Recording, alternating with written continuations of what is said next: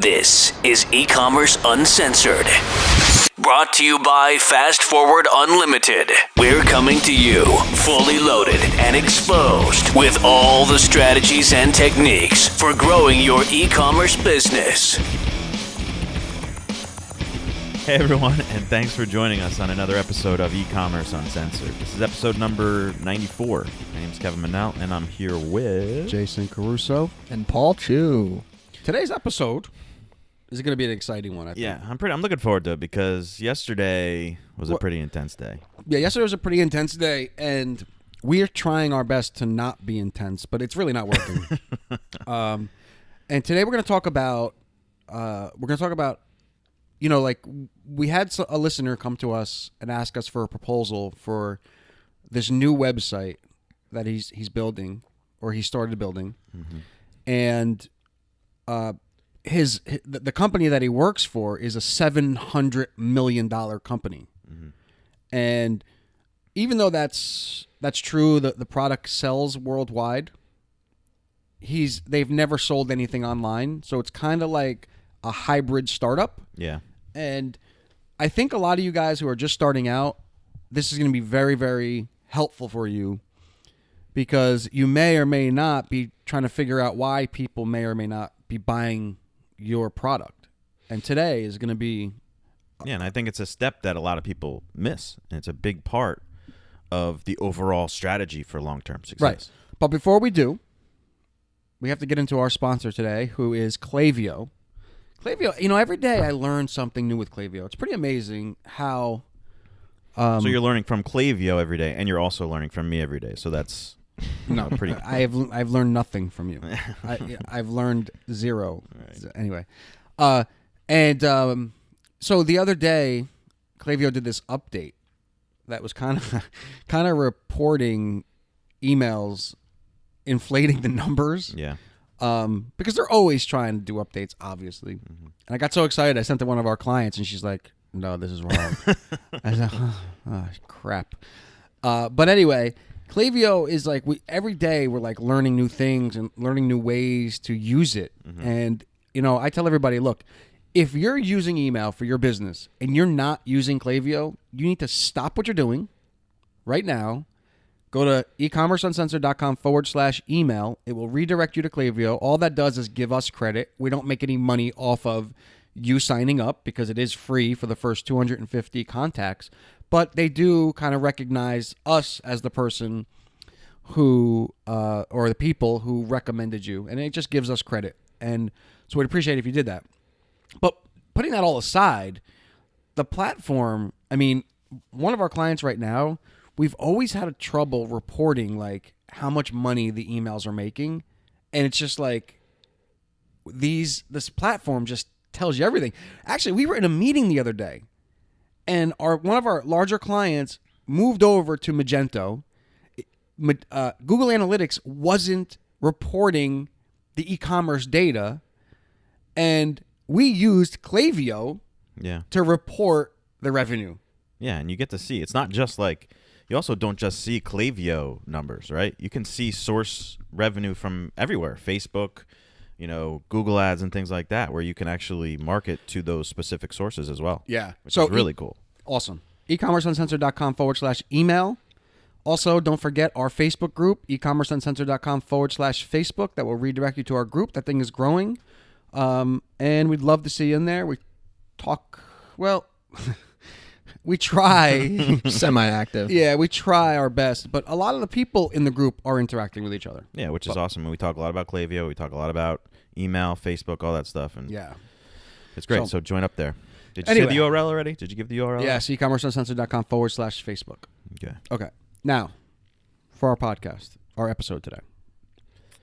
So I think this podcast stems from this, listener that called us that wanted to, send him a proposal for the work that he's done. But it stems from this book I've been reading, this Start with Why book by Simon Sinek. And I think anybody who's starting a business or even an entrepreneur needs to pick up this book and get it, because I think it's great. I told Paul about it. I think you should totally get on board with this because I'm glad that Paul's in again on this, because I think he's going to have some input on this brand identity concept that we've been going back and forth with, in our agency, as we develop this proposal. Yeah, I mean, one of the big things that we find in the marketplace is that people buy, and this is not a concept that we came up with, but it's a formula that we use, or it's like a roadmap. I don't know how you would explain it, but people buy from companies that they know, they like, and they trust. And the interesting part about that is they have to do it in that order. Mm-hmm. Like, you can't skip from know to trust, or, trust to know. I mean, it just doesn't work. They have to first, figure out who you are. They have to be introduced to your brand. It used to be that they said 7 times, somebody would have to see you 7 times before they were comfortable enough to give you their credit card. You were listening to Tony Robbins, and he said something like 16 times. It used to be like, back before this huge internet marketing thing and Facebook and all that stuff, it was like 4 times. Yeah. So it just continues to increase get harder the amount and of harder. time. Yeah. Right. And that's why, email and Facebook ads and Instagram ads and all these things, our clients always ask us, like, what's the ROI? What's the ROI? And, truthfully, even though you're touching them on Instagram, they may not buy from your Instagram ad, but it's just another touch point. It's another time you've gotten in front of them that gives you a better chance for them to buy, because they're starting to know you, they're starting to like you, and then eventually they start trusting you. And you do that by email, by Instagram, by Facebook, or by whatever. So, the equity of your ads on these different platforms, although they may not directly be giving you an ROI, there is a return in other ways. And I've already read the book Start With Why, and it's a pretty amazing book. I honestly, everybody should definitely pick it up. And he basically, Simon talks about, he's like, if you're not familiar with him, he works with a lot of big brands like M&M's and like these big brands, and he helps them build culture in the workplace, right? Like, he talks a lot about how, what your why is. People buy from you because they subscribe or they have the same why as you do, right? Like, he talks about Apple a lot, right? And how they market, right? Like, Apple, and Kevin will pick up on this because he's heard it more recently than me, but, Apple started out as a computer company just like Dell. They both were computer companies. But when Dell tried to sell like an MP3 player, nobody bought it. But when Apple sold an MP3 player, it's like completely normal. And the reason is they're not selling an MP3 player, right? They're selling a lifestyle. They're selling, and Paul's nodding his head. Do you have more to add to that, right? Yeah. I'm just thinking getting your customers to know, like, and trust you, I think all stems from brand identity, which essentially is, as Jason said, a lifestyle that a brand is giving off to their audience and their customers. So it's the essence and just the overall image of the brand. And I think that that's the foundation for everything else, for all of your marketing, whether it's through social media or email, through your actual design, through the actual products that you create need to come from that brand identity to all have a cohesive look. Yeah, I don't know if Simon said this, but I think he did, as a matter of fact. But he talked about, like, an example, like, if you go to China and I go to China and we're both wearing New York Yankee shirts or jerseys, he talks about how, like, you instantly have a connection with that person through the brand, right? Well, it's not even, it's like even different than that. It's like he talks about, and he did talk about this, but he might talk about that concept later with like a Yankee shirt, but he talks about even like if you go down south in the United States and you meet somebody who has like a New York accent, you immediately have that connection with him, even if he's probably an asshole, most likely, but you instantly have that connection with him, even though you don't know him, as well as someone that you may have met with that like Southern accent. Well, let me give you a perfect example of this. So I was in Fairway yesterday, which is like it's like a market that we get lunch at, right? And there's just a guy online who has like tattoos down his hands, and he has a golf like a rain jacket on. It's like a FootJoy golf jacket, right? Now, I I don't want to be, but you don't really. Normally, those kind of guys are not on a golf course. It's just the way it is. I mean, even in today's day and age, you very, very rarely see guys with tattoos down their arms and their hands and playing golf. But he had this FootJoy jacket on, and I wanted to say to him, like, "Hey, man, like, I like the jacket, man. You're a golfer." I didn't go that far, but I instantly felt like this connection to him, even though he didn't fit the stereotypical, person. I still like automatically wanted to talk to him, right? Because he was a golfer. Well, the same thing happened right before our podcast. It happened. I showed you a picture of an Instagram girl who I follow, and I'm like, yeah, she's really good looking. Look at her. And then you're like, I'm not into that kind of thing. She's not that great. Blah blah blah. And then he went off into the cafeteria, the kitchen, and I found another picture of her swinging a golf club. I was like, Jason, I think I have something that'll change your mind. And I showed it to him, and he was like, oh. Then all of a sudden he's interested. See, now you're talking. Yeah, but it's, you don't think of those things, and you don't think of those things as something that will change your behavior, but they absolutely do. You instantly trust someone who somehow has the same why or the same purpose as you, right? Like, if I see, Albert's a big Ranger fan. I'm a big Ranger fan.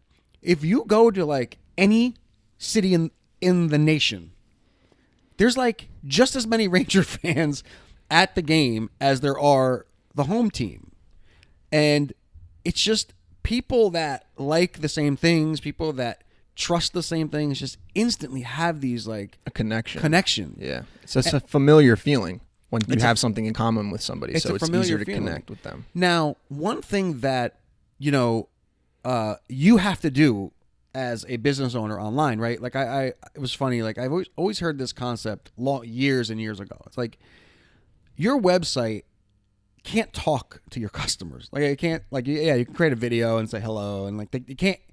Like you have to interact with your visitors on a subliminal level, right? The colors you choose, the feel of the website, right? Like when someone comes to your website, you have to create a mood, right? Whether that be, a fast-paced, young kind of crowd, or maybe like it's a little softer for like an older crowd, or your product is, tailors to someone that the colors need to be soft.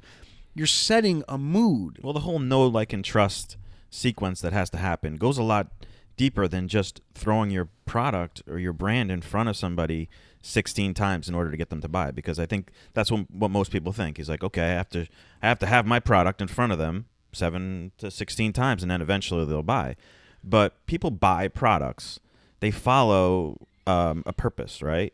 So you need to have that story behind your product to create that long-term success that your product can create. Well, he basically came to us and said, look, we can't get anybody. You guys hearing it? Yeah, there's a little bit of buzz, but I think it's probably just in our headphones. He said to us, like, look, we have this brand. It's a giant brand offline, but I can't get one person to give me, like, or buy the product. And a lot of his problem is that he's taking a product and just sticking it in front of people, right? Like, hey, you never heard of this product, buy it. There's really nothing there, right? Like, he needs to create that know, like, and trust factor. And that starts, and that's a process, right? Like, we go to Amazon and buy products we've never seen before because we trust Amazon. And we know that if something goes wrong with our product, Amazon has to give us our money back. We don't have to trust the product. But when you're buying something that you've never seen, you've never tried, you've never tested, you don't know who they are, there is a process you must go through. And I think Apple is like, he continually talks about Apple, and they're like a prime example of what you need to do. And it's not something that's going to happen overnight, obviously. Apple's this huge company that has been developing this lifestyle brand for years and years and years. But we were just watching a commercial that they just came out with for the Apple Watch, and they barely show the watch in the commercial. Like, they just show a glimpse of it. It's just all about what the person is doing in the commercial. Even the first iPod, no, I don't know if they were the first iPod, but one of the first iPod commercials were just silhouettes of people dancing. It has nothing to do with the product. You don't sell the features. You sell what it's going to be like to have that product. Well, like the emotion that it's going to create when you have it. I had, perfect example, I bought the Apple Watch, and I was like so excited to buy this thing. And then I got it, and I was like, I don't know. It's just like alerts on your hands. On your hand, it's really all it is. I mean, you wanted to buy it for the golf GPS, and you couldn't understand how to figure out how it worked. Well, how many times have you used it on the golf course? I use it every time I go on the golf course. Yeah, okay. Yeah. Jay, can you give me a yardage? What's the yardage? Well, you have like the shooter thing. Exactly, because that doesn't work that well. It works better. Exactly. It does, so I bought the watch, and I was excited about the watch. And after I had it, I kind of lost the excitement, and I sold it. And then, like, I watched this video yesterday, and part of the reason I didn't like it, I feel like it's small. I have big wrists. To put a little small thing on my wrist, it just didn't look right to me. When I looked at it, I felt like it was just too skimpy.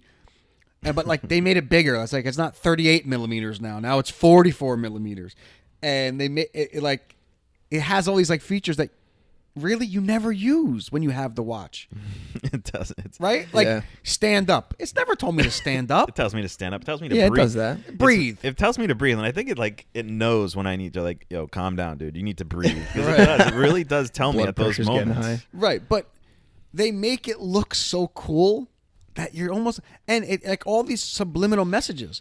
The guy takes the watch and he goes swimming in the ocean. Well, what's like the biggest thing? When I first got mine, they said it was like sort of waterproof, like you could splash it, and I was like, yeah, that's too risky. But now he's like swimming in the ocean. I'm like, oh, dude, this is like totally waterproof. Now it's totally waterproof. So they give you all these signals that you don't even realize are happening. And well, in the reality, like this, whatever the competitor, the Samsung watch or the Galaxy watch or whatever the hell they have, may be a whole lot better. And we talked about it yesterday. The Galaxy phone. My wife has a Galaxy phone, way better than the Apple. Yeah. It's like it's not even close. Yeah, we buy and we just because we don't even really know why. No, dude, because we want to be part. The picture she takes, it's like you're standing right there. Mm-hmm. And mine, it's like okay, they're all right. Her phone is way better. The battery lasts longer. It doesn't die as like you don't wear the like my phone. Like it can hardly stay on for the day now. Her phone, she doesn't charge it for like a couple days. Mm-hmm. I mean, they're just. But I cannot see myself not having an Apple phone. Yeah. Like my computer here is an Apple. My laptop at home is an Apple. My phone is an Apple. I got the AirPods. That's because you buy into. We've all bought into the lifestyle that Apple attaches itself to, which is that it's for creatives, it's for the people who are fast moving, and you're going to be proactive in life. That's what they're selling. It's the appeal of the life you could have if you buy this product. The other thing, though, with Apple products, and I will say, they're not as glitchy as some of the other products out there, right? Like you buy those AirPods that Kevin and I have, they just work, right? Just like the minute I take them out of the thing, they connect to my phone. Right, like they just work. Yeah, they're still amazing products. Yeah, like where that doesn't hurt that they work really well. No, but my wife's, it's taken Samsung a really long time to perfect their phone. Like there was but the reason is because it's more of an open source platform, right? Where Apple's very like locked down. You can't just throw apps on the phones. They vet everything. Where Samsung's a little bit more open, so it's taken them a little while. But it's true. Like I can't see myself separating from Apple, even though I know the Samsung phone is better because I see my wife have it. Like she does things with like pictures, and she does things with this phone. Like I'm like, mine. Like I can't even do anything like that. But not only do you follow the lifestyle that Apple put out there, you also want to be part of that same group of people that all have the same why. Simon said that in the book. He says, if you go to an airport. Go see everybody who opens up their Apple laptop. They never cover the Apple sign. But like if you have a Dell, it's like it's always covered up. Everything's always covered up. And it's because like you want everybody to know that you're part of a brand, a lifestyle. The coolness of it. And we take for granted these things, but people certainly buy them. And this is we sent this proposal to this guy yesterday. Right. And you never really know how people are going to read it. Like that you don't know if they're going to buy into what you believe the direction should be or not. That's okay.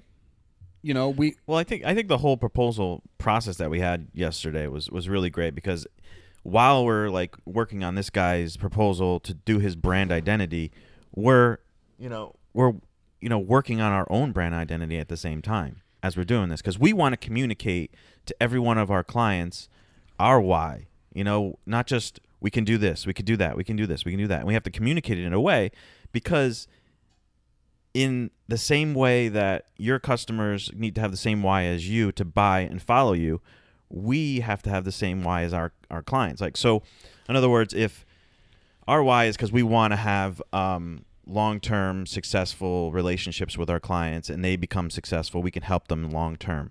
If they come to us and say, I want to sell some products, I want to make a lot of money, it's just not going to work. It's not going to fit. It's not, because we don't have the same why. If they do say, I want to have long-term success, this is a long road for me, I want to have a long-term relationship, yeah, then it works. It's a good fit. Well, yes, but that's also defining what success is, right? Like, everybody wants to make money. I mean, if our clients didn't want to make money, they wouldn't hire us. But it's just the definition of that, right? Like, we had before I got here, right, the company down the road said we want to be a $5 million website in 6 months or whatever it was, right? Mm-hmm. $3 million. That's not realistic. Right? That's just not realistic. Yeah, I mean, I guess if you throw enough money into it, like, it may be. But just like, because you say that, it doesn't mean that it's so to speak, right? And that's kind of what I think you're talking about. Yeah, like, exactly. Yeah, we want our clients to make money because that's obviously why they're hiring us. But for us, we've learned that just making money for 1 month or 2 months, it's not worth it. Mm-hmm. It's not worth the aggravation. It's just not. Well, I think one of the best... I'm sorry to cut you off. Did you have something else to add? Yeah, I was going to say that, like, this is something we've been talking about internally a lot. Like, we always have problems putting a price on what we do. And we're getting better at, like, look, this is what it costs for us to do it. You may not want us to do it, but this is the price. Mm-hmm. Before, I think, we used to be a little bit like, how do we, like, make sure that our price is going to be attractive enough, and got us in trouble. Yeah. Like, where we would get jobs and we would be doing way too much work and we're not getting paid for it. And it's because we get so intertwined into these companies that we do end up spending more time than we should in a lot of cases. Right. So that's going off on tangent. But to my point, I think the one time that we actually, one of the best times that we did this, and this was with the backyard brick ovens, because I think that he had a similar concept in his head. Like, he was a world famous pizza maker. He worked in a brick oven restaurant, but he wanted to bring that brick oven to the consumer. So we're like, okay, that's great. He had that, right? So we started this campaign for him where we built his awareness, his know, like, and trust through nothing to do with the oven. The oven wasn't even introduced till way along the relationship that we had with him. Right. And yes, that's exactly right.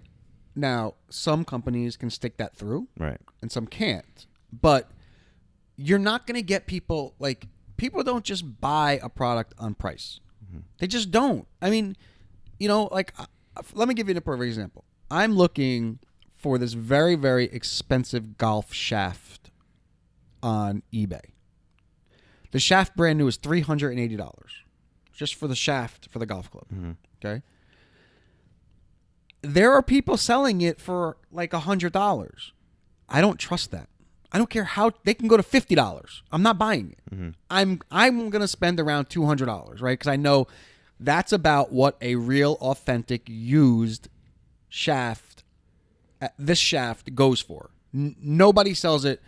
I think the cheapest that I see, the range is like $175 to like $225, right?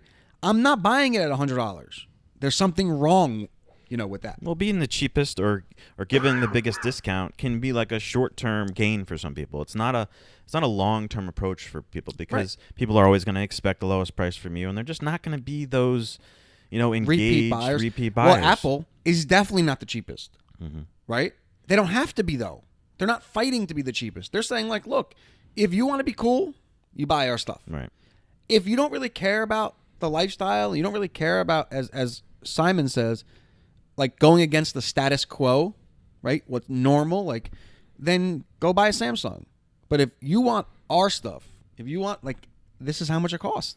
And you can ask for more money when you create a brand that people connect with, know, like, and trust. Well, then that's what this backyard brick oven guy did. And I'm going to go back to that. Well, that's why I kind of went into that little rant about money, because he... Yeah, well, he wanted to be the lowest, but we ended up talking out of it. But he created this, he almost created like a hobby for people. And I even got intertwined with it. Like, I didn't buy the backyard brick oven, but I began to making homemade pizza.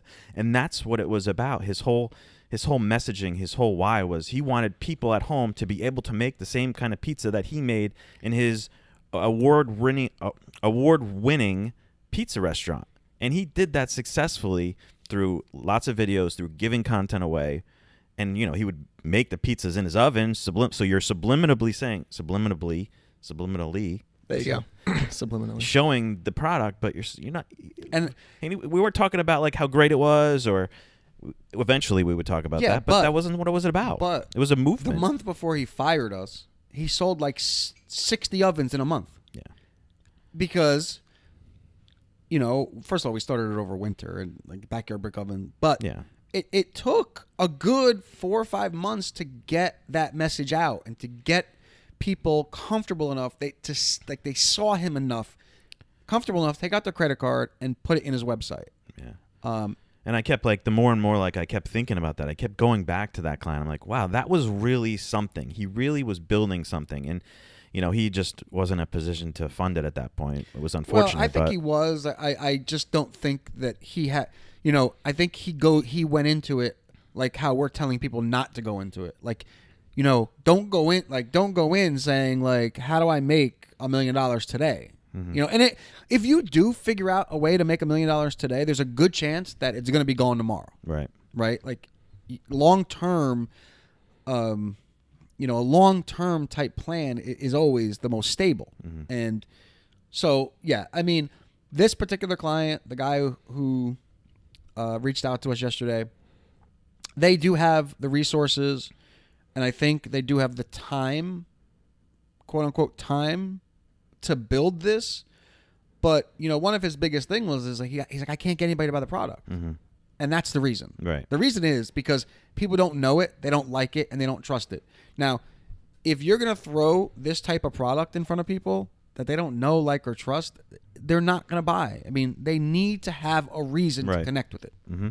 So I think that was a big, and we love talking about things that we go through. This is just another one. And I really think that, if you're building a business, a brand,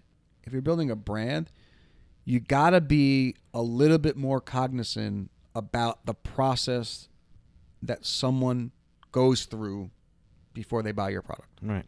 Right on. You guys got anything else to add? That was pretty... No, that was good. That was exciting. I like that. Yes, and that goes right from our intense discussions yesterday when we were putting this all together. So that's cool. Well, so... eCommerceUncensored.com/email. Email. For Klaviyo. Sign up, please. Yes. And eCommerceUncensored.com/Facebook.